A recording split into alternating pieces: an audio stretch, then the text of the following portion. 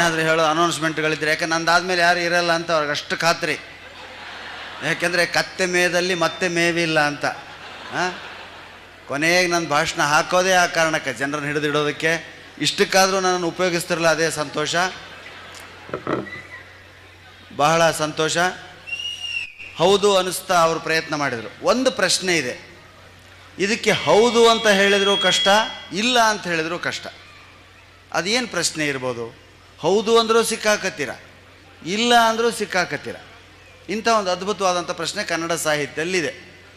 ಹೇಗೆ ಸಾಧ್ಯ ಸರ್? ಯಾವುದಕ್ಕಾದ್ರೂ ಹೌದು ಅನ್ನಬೇಕು, ಇಲ್ಲ ಅನ್ನಬೇಕು. ಹೌದು ಅಥವಾ ಇಲ್ಲ ಎರಡೂ ಹೇಳಿದ್ರು ಸಿಕ್ಕಾಕೋತೀವಿ. ಏನು ಆ ಪ್ರಶ್ನೆ ಅಂದರೆ, ನಿಮ್ಮ ಹೆಂಡತಿ ನಿಮ್ಮನ್ನು ಈಗಲೂ ಹೊಡೆಯುತ್ತಾಳೆಯೇ? ಹೇಳಿ ನೋಡೋಣ. ನಿಮ್ಮ ಹೆಂಡತಿ ನಿಮ್ಮನ್ನು ಈಗಲೂ ಹೊಡೆಯುತ್ತಾಳೆಯೇ? ಹೌದು ಅಂದರೆ ಹೊಡೆಸ್ಕತ್ತಿದ್ದೀರಿ ಅಂತ ಅರ್ಥ, ಇಲ್ಲ ಅಂದರೆ ಹಿಂದೆ ಹೊಡಿತಿದ್ಲು ಅಂತ ಅರ್ಥ. ಚಪ್ಪಾಳೆ ಬಡಿಯಲ್ವಾ? ಹಾಂ. ಯಾಕಂದರೆ ನಾನೊಂದು 15 ವರ್ಷದಿಂದ ಬರ್ತಾಯಿದ್ದೀನಿ ಹಾಸನಕ್ಕೆ. ಭಾಳ ಸೌಮ್ಯ ಸ್ವಭಾವದವ್ರು ನೀವು.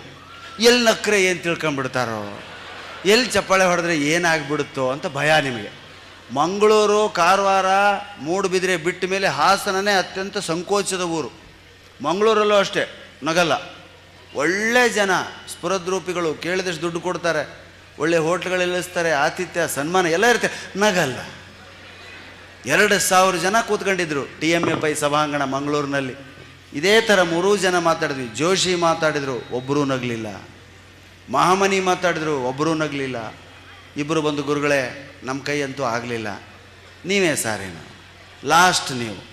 ನಾನೂ ಹೋಗಿ ನಿಂತೆ, ನಾನು ಒಂದು 15 ನಿಮಿಷ ಮಾತಾಡಿದೆ, ಒಬ್ಬರೂ ರೆಸ್ಪಾನ್ಸ್ ಇಲ್ಲ, ನಗ್ಲೇ ಇಲ್ಲ. ಸುಮ್ಮನೆ ನನಗೆ ಅನುಮಾನ ಆಯಿತು, ಇದಾರೋ ಇಲ್ವೋ, ಏನಾಗಿದೆಯೋ ಏನೋ ಇವರಿಗೆ. ಪಕ್ಕದಲ್ಲಿ ಮೋಹನ್ ಆಳ್ವಾಗಿ ಕೂತಿದ್ರು, ಮೂಡುಬಿದಿರೆಯವರು. ಅವ್ರನ್ನ ಕೇಳಿದೆ, ಏನು ಸರ್ ಇದು, ಯಾಕೆ ನಗ್ತಾ ಇಲ್ಲ? ಅಯ್ಯೋ ನಮ್ಮ ಜನ ಹಾಗೆಲ್ಲ ನಗಾಡೋದಿಲ್ಲ. ಯಾಕೆ ಸರ್, ನೀವು ನಮ್ಮ ಗೆಸ್ಟ್ ಅಲ್ವೋ, ನಿಮ್ಮನ್ನು ಗೆಸ್ಟಾಗಿ ಕರೆಸಿ ನಿಮ್ಮ ಮಾತಿಗೆ ನಗುವುದಾ? ಅದು ನಾವು ನಿಮಗೆ ಮಾಡಿದ ಅಪಮಾನ ಅಲ್ವೋ? ಸರ್ ಅಪಮಾನ ಆದರೂ ಚಿಂತೆ ಇಲ್ಲ, ನಗಕ್ಕೆ ಹೇಳಿ ಸರ್. ಇಲ್ಲ ನಮ್ಮ ಜನ ಹಾಗೆಲ್ಲ ನಗೋದಿಲ್ಲ. ಏನು ಮಾಡ್ತೀರಾ, ನಗಲ್ಲ. ಮೂಗಿನ ಮೇಲೆ ನೊಣ ಬಂದು ಕೂತ್ರು ಓಡಿಸ್ಕೊತಾ ಇಲ್ಲ ಜನ, ಅಷ್ಟು ಗೌರವದಿಂದ ಕೂತಿದ್ದಾರೆ. ಅದು ಒಳ್ಳೆಯದಲ್ಲ. ಇದು ಹಾಸ್ಯ ಸಭೆ, ಶ್ರದ್ಧಾಂಜಲಿ ಸಭೆ ಅಲ್ಲ. ಇಲ್ಲಿ ನಗಬೇಕು, ಚಪ್ಪಾಳೆ ಹೊಡ್ಕೊಳ್ಬೇಕು, ಮನಸ್ಸಲ್ಲಿರೋದನ್ನು ಹೊರಗೆ ಹಾಕಬೇಕು. ಅದು ದುಃಖವೇ ಇರಲಿ, ದುಮ್ಮಾನವೇ ಇರಲಿ. ಕಡೆಗೆ ಅಂತೂ ಮಾತಾಡಿದೆ ಒಂದು ಅರ್ಧ ಗಂಟೆ. ನನಗೂ ಮೀರೋಯ್ತು, ಯಾರೂ ನಗಲಿಲ್ಲ. ಇವ್ರಿಗೆ ಹೇಳಿದೆ, ನಡ್ರಯ್ಯ ಒಟ್ಟಷ್ಟು ಕೊಡಲಿ, ಇಸ್ಕೊಂಡು ಹೋಗ್ಬಿಡೋಣ. ತಿರ್ಗಾ ಈ ಊರ ಕಡೆ ತಲೆ ಹಾಕಿ ಮಲಗೋದು ಬೇಡ, ಬರೋದೇ ಬೇಡ ಮಂಗಳೂರಿಗೆ. ಒಂದು ಇನ್ನೇನು ಮಾತು ಮುಗಿಸ್ಬೇಕು. ಅಲ್ಲಿವರೆಗೂ ಸುಮ್ಮನೆ ಇದ್ದ ಒಬ್ಬ ವ್ಯಕ್ತಿ ಅಲ್ಲಿಂದ ಎದ್ದು ಬಂದು ಮುಂದೆ ನಿಂತ್ಕೊಂಡು ಒಂದೇ ಮಾತು ಕೇಳಿದೆ, ಏನು 2 ಗಂಟೆ ಆಯಿತು, ನಿಮ್ಮದು ಬರೀ ಮಾತಾಯಿತು, ಆಟ ಯಾವಾಗ ಅಂತ. ಯಾವ ಆಟ ಆಡ್ಬೇಕಲ್ಲೇ ನಾವು? 2 ತಾಸು ಹೊಯ್ಕೊಂಡಿವಿ ನಿನ್ನ ಮುಂದೆ. ಇನ್ಯಾವ ಆಟ ಆಡ್ಬೇಕಲ್ಲೇ? ಸ್ನೇಹಿತರೆ, ನೀವು ದೇಶ ತಿರುಗು ಕೋಶ ಓದು ಅನ್ನೋ ಗಾದೆ ಮಾತು ಕೇಳಿದ್ದೀರ. ದೇಶ ತಿರುಗು ಒಂದು ಮಾತ್ರಕ್ಕೆ ಬರೀ Dubai, America, Australia, Singapore, Thailand, ಹಾಂಗ್ಕಾಂಗ್ಗಳಲ್ಲ. ಕರ್ನಾಟಕದಲ್ಲೇ ಒಂದೊಂದು ಜಿಲ್ಲೆಗಳು ಒಂದೊಂದು ದೇಶ ಇದ್ದಾಗಿದೆ ಸ್ನೇಹಿತರೆ. ಒಂದೊಂದು ಜಿಲ್ಲೆದು ಒಂದೊಂದು ಸಂಸ್ಕೃತಿ. ಇಲ್ಲೇ ಪಕ್ಕದಲ್ಲಿದೆ ಅಂದರೂ ಮಂಡ್ಯ ಸಂಸ್ಕೃತಿ ಹಾಸನದಲ್ಲಿಲ್ಲ, ಹಾಸನ ಸಂಸ್ಕೃತಿ ಮಂಡ್ಯದಲ್ಲಿಲ್ಲ, ಬಿಜಾಪುರದೇ ಒಂದು ಸಂಸ್ಕೃತಿ, ರಾಯಚೂರದೇ ಒಂದು, ಬಳ್ಳಾರಿದೇ ಒಂದು. ಆದರೆ ಒಂದು ಮೆಚ್ಚಬೇಕಾದ ಅಂಶ ಏನು ಈ ಭಾಗದ್ದು ಅಂದರೆ, ಅಪ್ಪಟ ಕನ್ನಡಿಗರು ನೀವು. ಇಲ್ಲಿ ಬೇರೆ ಭಾಷೆಯ ಪ್ರಭಾವ ಇಲ್ಲ. ನಮಗೆಲ್ಲ ಹೈದರಾಬಾದ್ ಕರ್ನಾಟಕ ನಮ್ಮದು, ಉರ್ದು, ತೆಲುಗು, ಪಕ್ಕದಲ್ಲಿ ಆಂಧ್ರ, ಬಳ್ಳಾರಿ, ಆದ್ವಾನಿ, ಗುಂತಕಲ್ಲು ಎಲ್ಲ ಹತ್ರ. ಹೀಗಾಗಿ ತೆಲುಗು ಬರುತ್ತೆ ನಮಗೆ, ಹಿಂದಿ ಮಾತಾಡಲೇಬೇಕು. ಅವ್ರು ಯಾರೋ ನಮ್ಮ ಭಾಷೆ ಕಲಿಯಲ್ಲ, ನಾವು ಅವ್ರ ಭಾಷೆ ಬೇಗ ಕಲ್ತು ಬಿಡ್ತೀವಿ.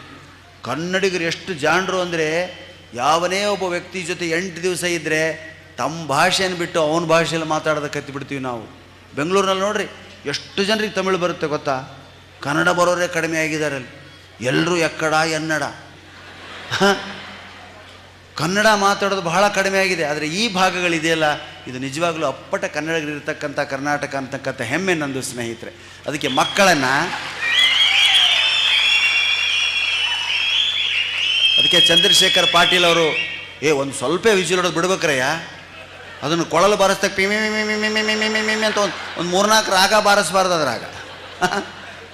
ಚಪ್ಪಾಳೆ ಹೊಡ್ಕೊಬೇಕ, ವಿಸಿಲ್ ಬೇಡ. ಯಾಕಂದ್ರೆ ಹೆಣ್ಮಕ್ಳು ಹಿರಿಯರೆಲ್ಲ ಇದ್ದಾರೆ, ಸುಮ್ಮನೆ ಕೂತ್ಕೊಂಡು ಕೇಳಿ.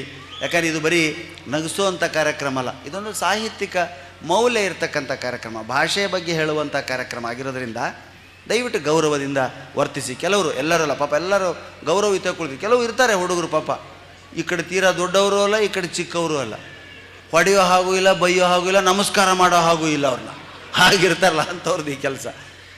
ಕನ್ನಡ ಮಾಧ್ಯಮ ಯಾಕೆ ಕಲಿಬೇಕು ನಾವು ಅಂದರೆ ಸ್ನೇಹಿತರೆ, ಕನ್ನಡ ಭಾಷೆ ನಮ್ಮದು.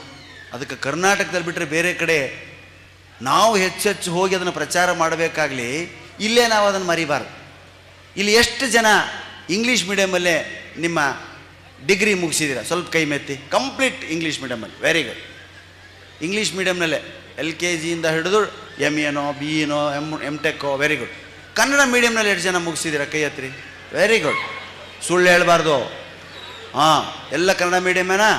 ಕೈ ಬಿಡಿ. Very good. ಹವಾಯಿ ಚಪ್ಪಲಿ ನಮ್ಮ ಸ್ನೇಹಿತರು ನೀವೆಲ್ಲ. ಇಂಗ್ಲೀಷ್ ಮೀಡಿಯಮ್ನಲ್ಲಿ ಎಷ್ಟು ಜನ ಈಗ ಪ್ರಾಮಾಣಿಕವಾಗಿ ಕೈ ಎತ್ತಿ? ಹಾಂ, ವೆರಿ ಗುಡ್, ಗುಡ್. ಪ್ರಾಮಾಣಿಕವಾಗಿ ಎತ್ತೀರಿ. ನಾನು ಇಂಗ್ಲೀಷ್ ಮೀಡಿಯಮ್ನಲ್ಲೇ ವಿದ್ಯಾಭ್ಯಾಸ ಮುಗಿಸಿದ ಒಂದು ಪ್ರಶ್ನೆ ಕೇಳ್ತೀನಿ, ನಿಮಗೆ ಯಾವತ್ತಾದರೂ ಕನಸುಗಳು ಇಂಗ್ಲೀಷ್ನಲ್ಲಿ ಬಿದ್ದಿವೆಯಾ? ಬೀಳಲ್ಲ ಸ್ನೇಹಿತರೆ. ನೀವು ಯಾವ ಲ್ಯಾಂಗ್ವೇಜೇ ಕಲೀರಿ, ನಿಮಗೆ ಕನಸುಗಳು ಬೀಳೋದು ಮಾತೃಭಾಷೆಯಲ್ಲಿಯೇ. ಯಾವ ಭಾಷೆಯಲ್ಲಿ ನಿಮ್ಮ ಕನಸುಗಳು ಬೀಳ್ತವೆಯೋ ಅದು ನಿಮ್ಮ ಮಾತೃಭಾಷೆ. ಅದಕ್ಕಾಗಿ ನೀವು ಹೋರಾಟ ಮಾಡಬೇಕು, ಅದನ್ನು ಕಲಿಯಬೇಕು. ನೀವೆಷ್ಟೇ ಇಂಗ್ಲೀಷ್ ಶಬ್ದಗಳನ್ನು ಮಾತಾಡಿ, ಎಷ್ಟೇ ಇಂಗ್ಲೀಷ್ ಗೊತ್ತಿರಲಿ, MA PhD ಆಗಿರಿ, ಇಡೀ run and Martin grammar study ಮಾಡಿರಿ, ಆದರೆ ಕೆಲವು ಶಬ್ದಗಳಿಗೆ ಕನ್ನಡದಲ್ಲಿರೋ ಪದಗಳು ಇಂಗ್ಲೀಷಲ್ಲಿಲ್ಲ. ಈಗ ನಾವು ಓಡಿ ಹೊರಟಿದ್ದೆ, ತೊಡರ್ಗಾಲ ಹಾಕಿ ನನ್ನ ಕೆಡವಿದ್ರು. ಹೇಳ್ರಿ ಇಂಗ್ಲೀಷಲ್ಲಿ ನೋಡೋಣ. ತೊಡರ್ಗಾಲು ಅನ್ನೋದಕ್ಕೆ ಇಂಗ್ಲೀಷ್ನಲ್ಲಿ ಶಬ್ದವೇ ಇಲ್ಲ. ಯಾಕೆಂದರೆ ಅಲ್ಲಿ ಯಾರೋ ತೊಡರ್ಗಾಲ ಹಾಕೋರು ಇಲ್ಲ, ಇಲ್ಲಿ ನಮ್ಮಲ್ಲಿ ಇದ್ದಾರೆ. ಹೀಗಾಗಿ ಶಬ್ದ ಇಲ್ಲಿ ಬಳಕೆಯಲ್ಲಿ ಬಂತು, ಅದು ನಮ್ಮ ಆಡಭಾಷೆ. ಎಲ್ಲ ಚಕ್ಕಳ ಮಕ್ಕಳು ಹಾಕೊಂಡು ಕೂತ್ಕೊಳ್ಳಿ, ಚಕ್ಕಳ ಮಕ್ಕಳು ಹೇಳ್ರಿ ಇಂಗ್ಲೀಷಲ್ಲಿ. ಹಾಂ, ನಾವಿಷ್ಟು ಇಂಗ್ಲೀಷ್ ಕಲ್ತಿದ್ವಿ. ಮೂಸಂಬಿಗೆ ಇಂಗ್ಲೀಷಲ್ಲಿ ಏನಂತಾರೆ ಅಂತ ಕೇಳಿದ್ರು ಒಂದು ಸಾರಿ ಯಾರೋ ಒಬ್ಬರು. ಮೂಸಂಬಿ ಅಂತ ಆರೆಂಜ್ ಅಂದ್ಬಿಡ್ತೀವಿ ಅಷ್ಟೇ. ವೈಟ್ ಆರೆಂಜ್, ಗ್ರೀನ್ ಆರೆಂಜ್ ಅಥವಾ ಆರೆಂಜ್. ಶಬ್ದಗಳಿಲ್ಲ. ಇನ್ನು ಕೆಲವು ಶಬ್ದಗಳನ್ನು ಕನ್ನಡ ಆಡೋಕ್ಕೆ ಬರಲ್ಲ. ಅದಕ್ಕೆ ಚಂಪಾ ಅವ್ರು ಹೇಳ್ತಾರೆ, ಊಕಾರ ಹಚ್ಚಿಬಿಟ್ರೆ ಎಲ್ಲ ಕನ್ನಡನೇ. ಬಸ್ ಅಂದರೆ ಇಂಗ್ಲೀಷ್, ಬಸ್ಸೂ ಅಂದರೆ Kannada. Stove English, stove English ಅಷ್ಟ. Stove, bus. ಪ್ರಾಣೇಶ್ವರ್ ಹೇಳಿದ್ದಾರೆ ಕನ್ನಡದಲ್ಲೇ ಮಾತಾಡಬೇಕು ಅಂತಂದು. ನಿಮ್ಮ ಗೆಳೆಯ ಪಾಪ ಫೋನಲ್ಲಿ ಮಾತಾಡ್ತಾ ಬರ್ತಿರ್ತಾನೆ, ಹಿಂದೆ ದೊಡ್ಡದು ಸಿಟಿ ಬಸ್. ಓ, ಬಸ್ ಅನ್ನಬಾರ್ದು, ಪ್ರಾಣೇಶ್ವರ್ ಹೇಳಿದ್ದಾರೆ. ಆದರೂ ಗೆಳೆಯನ್ನು ಕಾಪಾಡಬೇಕು, ಅವಾಗ ಕನ್ನಡ ಜಾಗೃತಿ ಆಗಬಾರ್ದು. ಕನ್ನಡ ಏನಾಗುತ್ತೆ, ಬಸ್ಸಿಗೆ 4 ಚಕ್ರಗಳ ಸಹಾಯದಿಂದ ಮುನ್ನಡೆಯುವ ಕೆಂಪು ವಾಹನ ಅಂತ ಆಗ್ತದೆ. ಅವನು ಬಸ್ಸು ಮೈ ಮೇಲೆ, ಸಿಟಿ ಬಸ್, ಬೆಂಗಳೂರು ಬಸ್ ಗೊತ್ತು ನಿಮ್ಗೆ. ಆವಾಗ ಗೆಳೆಯನೇ, 4 ಚಕ್ರಗಳ ಕೆಂಪು ವಾಹನವು ನಿನ್ನ ಹಿಂದೆ ನಿನ್ನ ಮೇಲೆಯೇ ಬರುತ್ತಿದೆ, ಪಕ್ಕಕ್ಕೆ ಸರಿ ಅನ್ನೋದ್ರೊಳಗಡೆ ಸತ್ತೋಗಿರ್ತಾನೆ. ಹೌದಾ? ಬಸ್ ಬಂತ ಬಡ್ಡಿ ಮಗನೇ ಅಂದರೆ ಪಟ್ಟ ಅಂತ ಆಡ್ತಾನೆ, ಬದುಕತ್ತೆ. ಅದಕ್ಕೆ ಯಾವ್ಯಾವ ಭಾಷೆನ ಎಲ್ಲೆಲ್ಲಿ ಬಳಸಬೇಕು ಅನ್ನೋದು ಕೂಡ ಒಂದು ಔಚಿತ್ಯ. ಸ್ಟವ್ಗೆ ಕನ್ನಡದಲ್ಲಿ ಏನು? 16 ಬತ್ತಿಗಳು ಸೀಮೆ ಎಣ್ಣೆಯ ಸಹಾಯದಿಂದ ಉರಿಯುವ ಮನೆಯ ಮೂಲೆಯ ಒಲೆ. ಪ್ರೇಯಸಿಯೇ ಅಥವಾ ಹೆಂಡತಿಯೇ, 16 ಬತ್ತಿಗಳ ಸಹಾಯದಿಂದ ಸೀಮೆ ಎಣ್ಣೆಯ ಇಂಧನದೊಂದಿಗೆ ಉರಿಯುವ ಮೂಲೆಯ ಒಲೆಯ ಮೇಲೆ ನನಗೆ ಅನ್ನ ಮಾಡು ಅಂದರೆ ಸತ್ತೋಗ್ತಾಳೆ ಅವಳು. ಸ್ಟವ್ ಮೇಲೆ ಅನ್ನ ಮಾಡಿ ಅಂದರೆ ಪಟ್ ಅಂತ ಮಾಡ್ತಾಳೆ, ಬದುಕತ್ತೀರಿ ನೀವು. ಹೌದಾ? ಇಂಥವುಗಳನ್ನು ಬಿಟ್ಟು ಇಂಗ್ಲೀಷ್ ಹಾಗಂದರೆ ಸುಮ್ಮನೆ ಇಂಗ್ಲೀಷ್ ಮಾತಾಡೋದು. ಏನು? I came your house but ಇವು ಮನೆಯಾಗಿದ್ದಿಲ್ಲಮ್ಮ. ಇದು ಯಾವ ಸೀಮೆ English? I came your house but ಇವು ಮನೆಯಾಗಿದ್ದಿಲ್ಲ. ಹಾಂ, ಈಗಂತೂ ಆ ವಾಟ್ಸಪ್ ಬಂದ ಮೇಲೆ ಸ್ಪೆಲ್ಲಿಂಗ್ಗಳೇ ಮರ್ತೋಗಿದ್ದೀವಿ. ಹಾಂ, ಮಿಸ್ಸಿಂಗ್ ಅನ್ನೋದಕ್ಕೆ MISSING, ಹೋಮ್ ಅನ್ನೋದಕ್ಕೆ HM, ಇಷ್ಟೇ. ಇನ್ಸ್ಟಿಟ್ಯೂಷನ್ ಅಂತ ಸ್ಪೆಲ್ಲಿಂಗ್ ಬರಲ್ಲ ಭಾಳ ಜನರಿಗೆ. ಎಕ್ಸ್ಕ್ಲಮೇಷನ್ ಅನ್ನೋದಕ್ಕೆ ಸ್ಪೆಲ್ಲಿಂಗ್ ಬರಲ್ಲ. ಪ್ರಾಕ್ಸಿಬಿಲಿಟಿ ಅನ್ನೋದಕ್ಕೆ ಸ್ಪೆಲ್ಲಿಂಗ್ ಬರಲ್ಲ. ಎಲ್ಲ ಶಾರ್ಟ್ ಮೊಬೈಲ್ ಭಾಷೆ, ಟಕ್ ಅಂತ ಹೊಡೆದು ಬಿಡೋದು. ಕೆಲವರಂತೂ ಚಿತ್ರಗಳು ಬರೀ ಗೂಬೆ ಚಿತ್ರ, ನಾಯಿ ಚಿತ್ರ. ತುಂಬ ಕೋಪ ಬಂತು ಅಂದರೆ ಒಂದು ಚಪ್ಪಲಿ ಹಾಕಿಬಿಡೋದು. ಅದು ಆ ಸ್ಮೈಲಿಗಳಲ್ಲಿ ಚಪ್ಪಲಿ, ಬೂಟು ಎಲ್ಲ ಇರ್ತದೆ. ಹಾಂ, ನೋಡಿ ಭಾಷೆಯನ್ನೇ ಮರಿತಿದ್ದೀವಿ ನಾವು. ಸನ್ನೆಗಳ ಮೂಲಕ, ಸ್ಮೈಲಿಗಳ ಮೂಲಕ ಜೀವನ ಮಾಡ್ತಿದ್ವಿ. ಅದಕ್ಕೆ ನಮ್ಮ ಭಾಷೆಯನ್ನು ನಾವಲ್ಲದೆ ಬೇರೆ ಯಾರೂ ಪ್ರೀತಿಸೋದಲ್ಲ. ಯಾಕೆಂದರೆ ನಮ್ಮ ತಾಯಿನ ನಾವು ಪ್ರೀತಿಸೋಕ್ಕೆ ಬರಲ್ಲ, ಬೇರೆಯವ್ರ ತಾಯಿನ ಪ್ರೀತಿಸೋಕ್ಕಾಗಲ್ಲ. ಅದಕ್ಕೆ ಮೊದಲು ನಮ್ಮ ತಾಯಿನ ಹೇಗೆ ಪ್ರೀತಿಸ್ತೀವೋ ಹಾಗೆ ನಮ್ಮ ಭಾಷೆಯನ್ನು ಪ್ರೀತಿಸಬೇಕು. ಏನಿದೆ ಸರ್ ಕನ್ನಡದಲ್ಲಿ ಅಂತ ಕೇಳ್ತಾರೆ. ಸ್ನೇಹಿತರೆ, ನಾನು ಜೋಶಿ ಮಹಾಮನಿ ಈ ಕನ್ನಡವನ್ನು ನಂಬಿಕೊಂಡು 410 ಕರ್ನಾಟಕದ ಊರುಗಳು, 11 ದೇಶಗಳನ್ನ ಸುತ್ತೀವಿ. ನಾವೆಲ್ಲೂ ಇಂಗ್ಲೀಷ್ ಮಾತಾಡಿಲ್ಲ. ಯಾಕೆ? ಮೊದಲನೇ ಕಾರಣ ನಾವು ಕನ್ನಡಿಗರು ಅನ್ನೋ ಅಭಿಮಾನ. ಎರಡನೇ ದೊಡ್ಡ ಕಾರಣ ನಮಗೆ ಇಂಗ್ಲೀಷ್ ಬರೋದಿಲ್ಲ, ಕಲಿಯೋದಕ್ಕೂ ಹೋಗಲಿಲ್ಲ. ಚಾಲೆಂಜ್ ಆಗಿ ತಗೊಂಡು ಹೋದ್ಯಪ್ಪ. ಅಮೇರಿಕಾದಲ್ಲಿ 2 ತಿಂಗಳಿದ್ವಿ, ಆಸ್ಟ್ರೇಲಿಯಾದಲ್ಲಿ 1 ತಿಂಗಳಿದ್ವಿ, ದುಬೈ ಅಬುದಾಬಿಗಳಂತೂ ಹೋಗಿ ಬರ್ತಾ ಇದ್ದೀವಿ. ನಾವು ಉತ್ತರ ಕರ್ನಾಟಕದ ಜನ ಬಸ್ಸು ಅಂದರೆ ಸ್ಟ್ರೈಕಲ್ಲಿ ಬೆಂಕಿ ಹಚ್ಚೋದು ಅಂತ ತಿಳ್ಕೊಂಡಿರೋರು ನಾವು. ಅದರಲ್ಲಿ ಅಡ್ಡಾಡೋರು. ನಮ್ಮೂರಿಂದೇ ಬಸ್ ಅದು, ಸ್ಟ್ರೈಕಲ್ಲಿ ನಮ್ಮೂರಿಂದ ಬಸ್ಸಿಗೆ ಬೆಂಕಿ ಹಚ್ಚಿಬಿಡ್ತೀವಿ. ಮರುದಿವಸ ಬಸ್ಸಿಲ್ಲಲ್ರಿ, ನಿನ್ನೆ ಸುಟ್ರಲ್ಲ, ಅದೇ ಬರಲ್ಲ. ನಮ್ಮ ಬಸ್ಗಳನ್ನ ನಾವು ಸುಡೋದು, ನಮ್ಮ ಟ್ರೇಲ್ಗಳನ್ನ ನಾವು ಅಡ್ಡ ಹಾಕೋದು, ನಮ್ಮ ಅಂಗಡಿ, ನಮ್ಮ ಊರಿನ ಶಾಪ್ಗಳನ್ನೇ ಧ್ವಂಸ ಮಾಡೋದು. ಇದನ್ನೆಲ್ಲ ನಮ್ಗೆ ಯಾರು ಹೇಳಿಕೊಟ್ರು, ಯಾಕೆ ಬಂತು ಇದು ಗೊತ್ತಾಗಲ್ಲ ಸ್ನೇಹಿತರೆ. ನಾವೊಂದು 11 ದೇಶ ತಿರುಗಿದ್ವಿ. ಎಷ್ಟು ಶಾಂತವಾಗಿದೆ ದೇಶ ಅಂದ್ರೆ ಯಾರ್ದು ಗಲಾಟೆ ಕೇಳಲ್ಲ. ಅಲ್ಲಿ ಸೈಲೆಂಟಾಗಿರ್ತವೆ ಊರುಗಳು, ಮಾತಿಲ್ಲ, ಕತೆ ಇಲ್ಲ. ಇಲ್ಲಿ ಮಾತು ಬಿಟ್ಟರೆ ಬೇರೆ ಏನೂ ಇಲ್ಲ, ಬರೀ ಮಾತೆ. ಅದಕ್ಕೆ ಹೆಣ್ಮಕ್ಳಂತೂ ಎತ್ತಿದ ಕೈ ಮಾತಿನಲ್ಲಿ. ಅದಕ್ಕೆ ಅವ್ರನ್ನ ನಾವು ಮಾತೇರೇ ಅಂತ ಕರಿತೀವಿ. ಯಾಕೆ? ಅವ್ರು ಎಲ್ಲೋದ್ರೂ ಬರೀ ಮಾತೆ. ಹಾಂ, ಆದರೆ ಅವರ ಮಾತೆ, ಅವರ ನಗುವೆ ಅವ್ರನ್ನ ಆರೋಗ್ಯಶಾಲಿಗಳನ್ನಾಗಿಟ್ಟಿದೆ. ಅವರು ದೀರ್ಘಾಯುಷಿಗಳಾಗ್ತಾ ಇದ್ದಾರೆ. ಗಂಡಸರು ಬೇಗ ಸಾಯ್ತಾ ಇದ್ದೀವಿ. ಇದು ನಾನೇ ಮಾಡಿದ ಸಂಶೋಧನೆ. ಹೇಗೆ ಗೊತ್ತಾ? ನಾನು ಯಾರದೇ ಮನೆಗೆ ತಿಂಡಿಗೋ ಊಟಕ್ಕೋ ಹೋಗಲಿ, ಗಂಡನ ಫೋಟೋಕ್ಕೆ ಹಾರ ಇರ್ತದೆ. ಅಯ್ಯೋ ಯಜಮಾನ್ರ, ಅಯ್ಯೋ ನೀವು ಎಷ್ಟು ಹೆಂಗಾಗಿದ್ದೀರಿ ಮೇಡಮ್, ಅಯ್ಯೋ 8 ವರ್ಷ ಆಯ್ತು ಸರ್ ಮಕ್ಕಳಲ್ಲಿ ಯಾವಾಗಲೇ. ಯಾಕೆ? ಗಂಡಸರು ನಾವು ರಿಸರ್ವ್ ಆಗ್ತಾಯಿದ್ದೀವಿ. ನಮಗೆ ಸ್ನೇಹಿತರಿಲ್ಲ. ಹೆಣ್ಮಕ್ಳು ಹಾಗಲ್ಲ, ಸಂಘ ಜೀವಿಗಳು. ಅವರಿಗೆ ಸೊಸೈಟಿ ಬೇಕು. ನೋಡಿ, 2 ಚೇರ್ನಲ್ಲಿ 3 ಮಂದಿ ಅಡ್ಜಸ್ಟ್ ಮಾಡಿ ಕೂತ್ಕೊತವೆ ಪಾಪ ಹೆಣ್ಮಕ್ಳು. ಅಯ್ಯೋ ಬಾರೆ ಗಿರಿಜಮ್ಮ, ಆಯ್ತದ ಹತ್ರ ಬಾರೆ, ಏನು ಮನೆಗೆ ಒಯ್ತೀವ ಚೇರು, ಬಾ ಅಡ್ಜಸ್ಟ್ ಮಾಡ್ಕೊಳ್ಳೋಣ ಬಾ ಅಂತ ಹತ್ರ ಕರೆದು ರೈಲ್ವೆ ಡಬ್ಬಿ ಥರ ಅಂಟುಗಂಡು ಕೂತಾಗತ್ತವೆ. ಇವು ಗಂಡು ಸಂಗಲ್ಲ, 2 ಚೇರಿಗೆ ಒಬ್ಬನೇ ಕೂತು 3ಕ್ಕೆ ಕೈ ಹಾಕಿರ್ತಾನೆ. ಯಾವ ಬಡ್ಡಿ ಮಗ ಬರಬಾರ್ದು ಅಂತ. ಯಾವನಾದ್ರೂ ಬಂದರೆ ಸ್ವಲ್ಪ ಹಿಂಗೆ ಸರ್ಕೊಂಡು ಕೂಡ್ತಾನೆ, ಇಷ್ಟಾಗಲ್ಲ ಕೂತ್ಕೊತಾನೆ. ಇವಾಗಲ್ಲ, ಅಯ್ಯೋ ಬಾ ಬಾ ಬಾ ಬಾ ಅಂತ ಹತ್ರ ಕರ್ಕೊಂಡು ಕೂತ್ಕೊತವೆ. ಯಾಕೆ? ಮಾತು ಬೇಕು. ಪಕ್ಕದಲ್ಲಿ ಕೂತು ಸುಮ್ಮನೆ ಬಿಡ್ತಾರಾ? ಯಾವ TV9 ಪಬ್ಲಿಕ್ TV ಏನು ಮಾಡಲ್ಲ. ಏನು ಫಸ್ಟ್ ಟೈಮ ಬರ್ತಿರೋದು ಪ್ರಾಣೇಶ್ವರ್ ಕಾರ್ಯಕ್ರಮಕ್ಕೆ? ಹೊರಗಡೆನೇ ಬಂದಿಲ್ಲ, ಭಾಳ ದಿವಸ ಆಯ್ತು ಗಿರಿಜಮ್ಮ ನೀನು ನೋಡಿದೆ. ಯಜಮಾನ್ರು ಚೆನ್ನಾಗಿದ್ದಾರಾ? ಚೆನ್ನಾಗಿದ್ದಾರೆ. ಡೈಲಿ ಮನೆಗೆ ಬರ್ತಾರಾ? ಯಾಕೆ ಬೇಕು ಹೇಳಿ? ಅವಳು ಗಾಬರಿ. ಅಯ್ಯೋ ನಮ್ಮ ಯಜಮಾನ್ರು ಮನೆಗೆ ಬರೋ ನಿನಗೆ ಗೊತ್ತಿಲ್ಲ, ನಿನಗೆ ಗೊತ್ತು, ನಮ್ಮ ಯಜಮಾನ್ರು ಬರಲ್ವಲ್ಲ ಅದಕ್ಕೆ. ಕರ್ಮ. ಅವಳು ಕೇಳಕ್ಕೆ ಹೋಗಿ ತನ್ನ ಗುಟ್ಟನ್ನು ಬಯಲಿಗಿಡ್ತಾರೆ. ಕಾರಣ ಇಷ್ಟೇ, ಮಾತು ಬೇಕು. ನಿಮ್ಮಲ್ಲಿ ಪಾರ್ಶ್ವವಾಯು ಅಂತಿರೋ, ಪ್ಯಾರಲೈಸಿಸ್ ಅಂತಿರೋ, ಲಕ್ವ ಅಂತಿರೋ, ಏನಂತೀರ? ಲಕ್ವ. ನಾನು ಲಕ್ವ ಹೊಡೆದಿರೋ ಹೆಣ್ಣು ಮಕ್ಕಳನ್ನ ನೋಡೇ ಇಲ್ಲ. ಅದು ಏನಿದ್ರು ಗಂಡಸರಾಸ್ತಿ ಟಿಂಗ್. ಯಾಕೆ ಹೇಳಿ?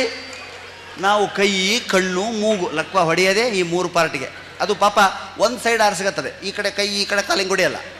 ಲೆಫ್ಟು ಇಲ್ಲ ರೈಟ್, ಒನ್ ವೇ ಅದ್ರದ್ದು. ಬೆಂಗಳೂರು ಥರ ಒನ್ ವೇ ಟ್ರಾಫಿಕ್ ಇದ್ದಾಗ ಹೆಣ್ಣು ಮಕ್ಕಳು ನೋಡೇ ಇಲ್ಲರಿ. ಪುಣ್ಯವಂತರಮ್ಮ ನೀವು. ಯಾಕೆ ಅಂತ ನಾನು ಅನಲೈಸ್ ಮಾಡಿ ನೋಡ್ತೀನಿ. ಕಣ್ಣು, ಕಿವಿ, ಮೂಗನ್ನು, ಕೈಯನ್ನು ಹೆಚ್ಚು ಬಳಸೋರು ಹೆಣ್ಮಕ್ಳೇ. ನಾವು ಗಂಡಸರು ಬಳಸಲ್ಲ. ಇಷ್ಟೇ. ಅವಳು ಗರಗರ ಅಂತ ತಿರುಗ್ತಾಳೆ, ಹಿಂಗೆ ನೋಡ್ತಾಳೆ. ಈಗ ಯಾರಾದರೂ ಒಬ್ಬರು ಪಾಪ ಲೇಟಾಗಿ ಬಂದರು ಅಂತ ತಿಳ್ಕೊಳ್ಳಿ, ಗಂಡಸು ನೋಡ್ತಾನೆ ಹಿಂಗೆ, ಇಷ್ಟ ಇವನ ಎಕ್ಸ್ಪ್ರೆಷನ್. ಇವ್ರು ಹಾಗಲ್ಲ. ಯಾರಾದರೂ ಪಾಪ ಒಬ್ಬಳು ಈಗ ಬಂದು ಅಂದರೆ, ಅಯ್ಯೋ ಈಗ ಬಂದೆ, ನಾವು 5 ಗಂಟೆಗೆ ಬಂದು ಕೂತಿದ್ದೀವಿ. ಲಕ್ವ ಹೊಡೆಯೋದೇ ಕೈಗೆ. ಇಷ್ಟು ಆ್ಯಕ್ಟಿವ್ ಇರೋ ಕೈಗೆ ಅದು ಹೊಡೆಯುತ್ತಾ? ಅಯ್ಯೋ ಈಗ ಬಂದ. ಪಕ್ಕದಲ್ಲಿರೋ ಶಾಂತಮ್ಮ, ಅಯ್ಯೋ ಕೈ ಮಾಡಬೇಡ್ವಿ, ಗೊತ್ತಾಗುತ್ತೆ ಅವಳಿಗೆ. ಕೈ ಬಂದ. ಅಯ್ಯೋ ಹೌದಲ್ವಾ, ಅಯ್ಯೋ ನೋಡಿಬಿಟ್ಲು ಗೊತ್ತಾ, ನಾಳೆ ಜಗಳ ಗ್ಯಾರಂಟಿ. ಇವಳಿಗೆ ಖುಷಿ, ನಾಳೆ ಜಗಳ ಸಿಗುತ್ತೆ ಮತ್ತೊಂದು ಅಂತ. ಇವಳಿಗೆ ತಡ್ಕೊಳಕ್ಕಾಗಲ್ಲ. ಇನ್ನೊಬ್ಬಳು ಬರ್ತಾಳೆ, ಕೈ ಮಾಡಬಾರ್ದು, ಕಣ್ಣು ಸ್ಟಾರ್ಟು, ನೋಡಿ, ಕಣ್ಣು, ಬಾಯಿ, ಮೂಗು, ಲಕ್ವ ಹೊಡೆಯೋದೇ ಇವಕ್ಕೆ. ಇಷ್ಟು ಬ್ಯುಸಿಯಾಗಿರೋದಕ್ಕೆ ಹೊಡೆಯೋದಕ್ಕೆ ಸಾಧ್ಯ. ಅದಕ್ಕೆ ಅದು ಏನು ಮಾಡುತ್ತೆ ಲಕ್ವ? ಮನೆ ಬಾಗಿಲಿಗೆ ಬರೀತೆ, ಅಂಕಲ್ ಹೊಡಿಲೋ, ಆಂಟಿ ಹೊಡಿಲೋ ಅಂತ. ನೋಡ್ತದೆ ಆಂಟಿನ. ಆಂಟಿ ಯಾವಾಗಲೂ ಕೈ ಕಾಲೆಲ್ಲ ತಿರುತ್ತಾ ಇದ್ದಾಳೆ. ಅಂಕಲ್ ಸುಮ್ಮನೆ ಕೂತಿದ್ದೆ ಬೆಪ್ಪದ ಕಡೆ, ಹೊಡಿ ಅಂಕಲ್ಗೆ ಫ್ರೀ ಇದ್ದಾನೆ.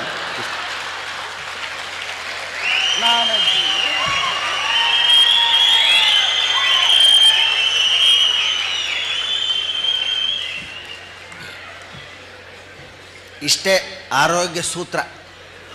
ನಾವು ಗಂಡಸರು ಮಾತು ಬೇಡ, ಈ ನಾವೇ ನೋಡ್ಕೊಳ್ಳಿ, ಗೊತ್ತಾಗುತ್ತೆ. ನೀವು ಈ ಮದುವೆ ಸೀಸನ್ ಬಂತಪ್ಪ, ಇದು ಶ್ರಾವಣ, ಆಷಾಢ ಹೋಯ್ತು, ಶ್ರಾವಣ ಬಂತು, ಇನ್ನೆಲ್ಲ ಮದುವೆ ಸೀಸನ್ಗಳು ಸ್ಟಾರ್ಟ್. ಈ ಮದುವೆ ಇನ್ವಿಟೇಷನ್ ಕೊಡೋಕೆ ಬರ್ತವೆ ಕೆಲವು ಯಂಗ್ಸ್ಟರ್ಸು. ಅಂಕಲ್ ಕಟ್ಟೆ ಮೇಲೆ ಕೂತಿರ್ತದೆ ಇದ್ರ ಹಾಳಾಗ, ಅದನ್ನು ಯಾರೂ ಅದ್ರ ಕೈಲಿ ಇನ್ವಿಟೇಷನ್ ಕೊಡಲ್ಲ. ಅಂಕಲ್ ಆಂಟಿ ಇದ್ದಾರೆ ಒಳಗಡೆ, ಯಾಕೋ ಅದೇ ಮದುವೆ ಇನ್ವಿಟೇಷನ್ ಕೊಡ್ಬೇಕಾಯ್ತು ನಮ್ಮ ಮಾಮಂದು, ಯಾಕೆ ನಮ್ಮ ಮನುಷ್ಯ ಅಲ್ವಾ ಕೊಡ. ನೀವು ನಗಲ್ಲ ಮಾತಾಡಲ್ಲ ಅಂಕಲ್, ಎಣ್ಣೆ ಹನುಮಪ್ಪನ ಥರ ಸದಾ ಹೊರಗಡೆನೇ ಕೂತಿರ್ತೀರ. ಆಂಟಿ ನಗ್ತಾರೆ, ಅವ್ರಿಗೆ ಅವಾಗ ಸಾಯವಾಗ ಒಳಗಡೆ ಸಾಯ. ಒಳಗಡೆ ಹೋಗ್ತಾನೆ. ಆಂಟಿ ಏನು ಬಂದಿದ್ದು ಅಂತ ಕೇಳಿಲ್ಲ. ಬಾಪುಟ್ಟ ಏನು ಬಿಸಿಲಲ್ಲಿ ಬಂದು ಕಾಫಿ ತಗತ್ತೀಯಾ, ಟೀ ತಗತ್ತೀಯಾ, ಜ್ಯೂಸ್ ಕುಡಿತೀಯಾ, ಬೆಳಗಿನ ಉಪ್ಪಿಟ್ಟಿದೆ ತಿಂತೀಯಾ, ಅಡುಗೆ ಆಗಿದೆ ಊಟನೇ ಮಾಡ್ತೀಯಾ. ಫಸ್ಟ್ ಹೊಟ್ಟೆ ನೆತ್ತಿ ಕಡೆ ನೋಡ್ತಾಳೆ ಆಂಟಿ, ಅದಕ್ಕೆ ಒಳಗಡೆ ಹೋಗ್ತವೆ ಪಡ್ಡೆ ಹುಡುಗರು. ಇದು ಅಂಕಲ್ ಪೊಲೀಸರು ಥರ, ಏನು ಬಂದಿದ್ದು ಬಡ, ಎಲ್ಲಿ ಮದುವೆ, ಲಂಚ್ ಎಷ್ಟೊತ್ತಿಗೆ, ಲಂಚ್ ಎಷ್ಟೊತ್ತಿಗೆ ಅಂತ ಕೇಳ್ತಾನೆ, ಯಾರ್ದು ಮದುವೆ ಅಂತ ಕೇಳಲ್ಲ. ಪೊಲೀಸ್ ಎನ್ಕ್ವೈರಿ ಬಡ್ಡಿ ಮಗುಂದು ಯಾವಾಗ ನೋಡು. ಅದಕ್ಕೆ ಒಳಗೋದು. ಅವಳೆಲ್ಲ ಪಾಪ ಕಾಫಿ ತಿಂಡಿ ಎಲ್ಲ ಕೊಟ್ಟ ಮೇಲೆ, ಏನು ಪುಟ್ಟ ಬಂದಿದ್ದು ನೋಡಿ, ಅರ್ಧ ಗಂಟೆ ಮೇಲೆ. ಇವನಾಗಿದ್ದರೆ 3.75 ಸೆಕೆಂಡಲ್ಲಿ ಕಳಿಸಿಬಿಡ್ತಿದ್ದ ಅವನ ಮನೆಗೆ.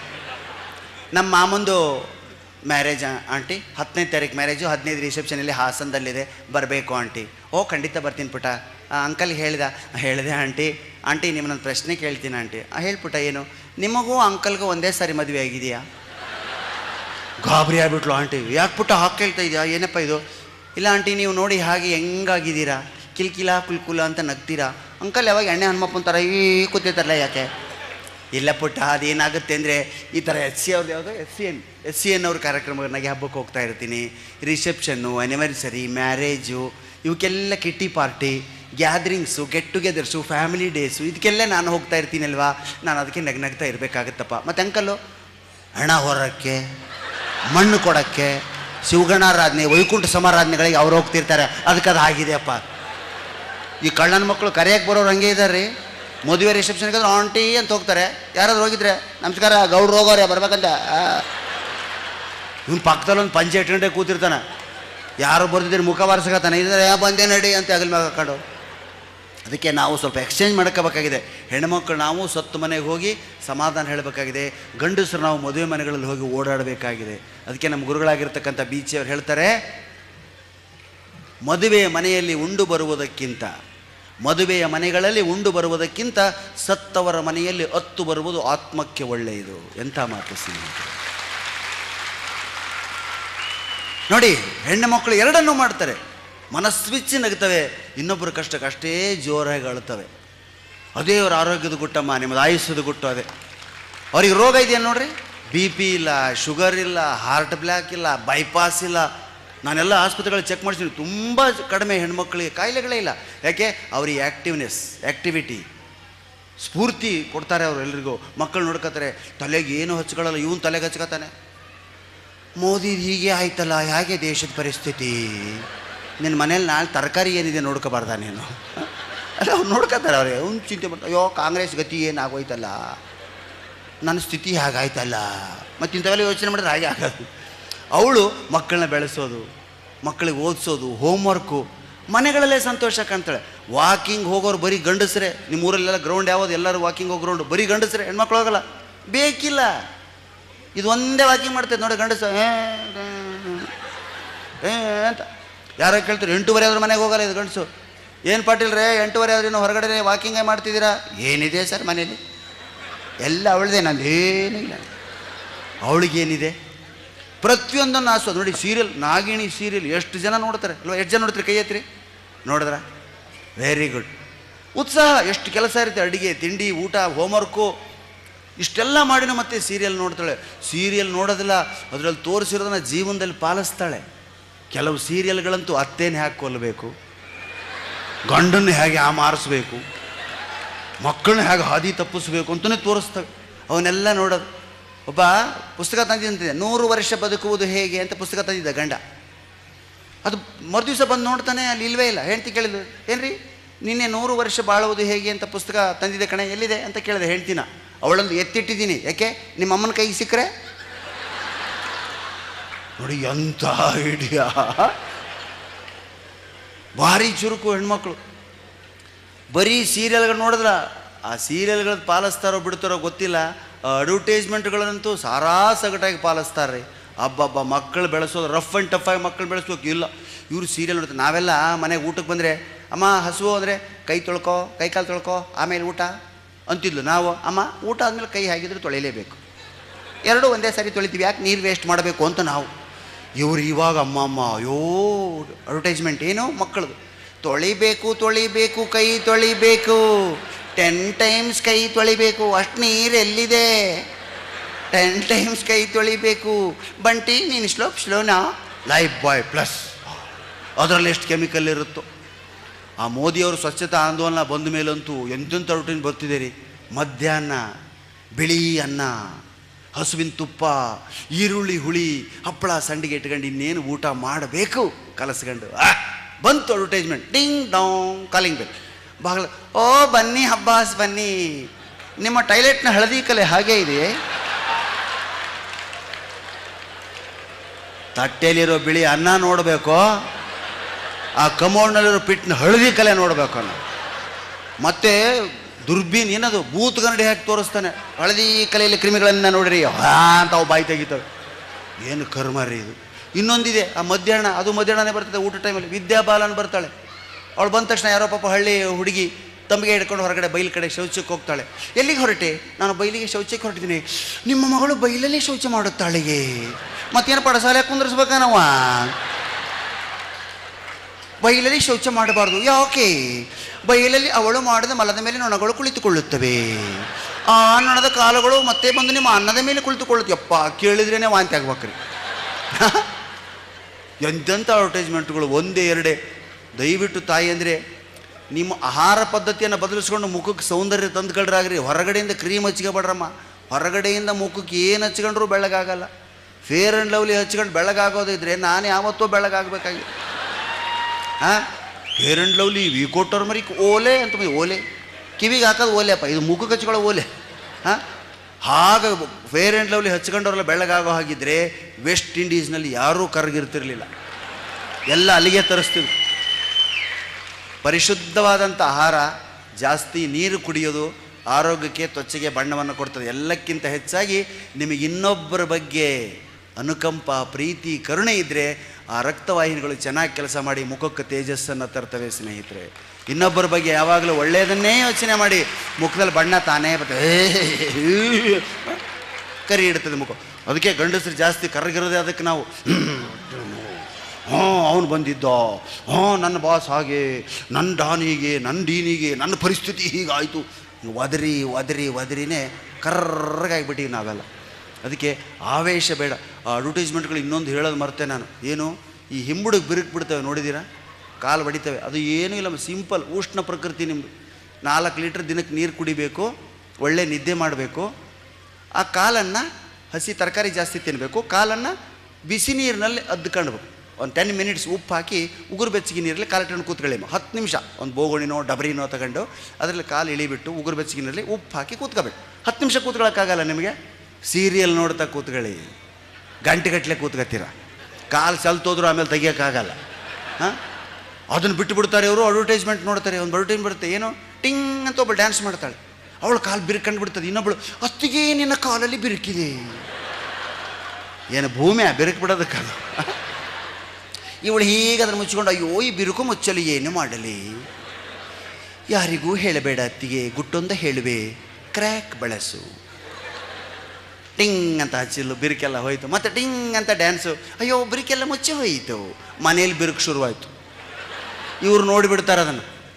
ಗಂಡನ ಹತ್ರ ಬರ್ತಾರೆ, ರೇ ನೋಡ್ರಿ ಇಲ್ಲಿ ಏನು ಹಿಂಬಿಡು ನೋಡ್ರಿ. ಅವನ ಮುಖನೇ ನೋಡಲ್ಲ, ನಿಮ್ಮದು ಹಿಂಬಿಡು ಏನು ನೋಡ್ತಾನ್ರಿ.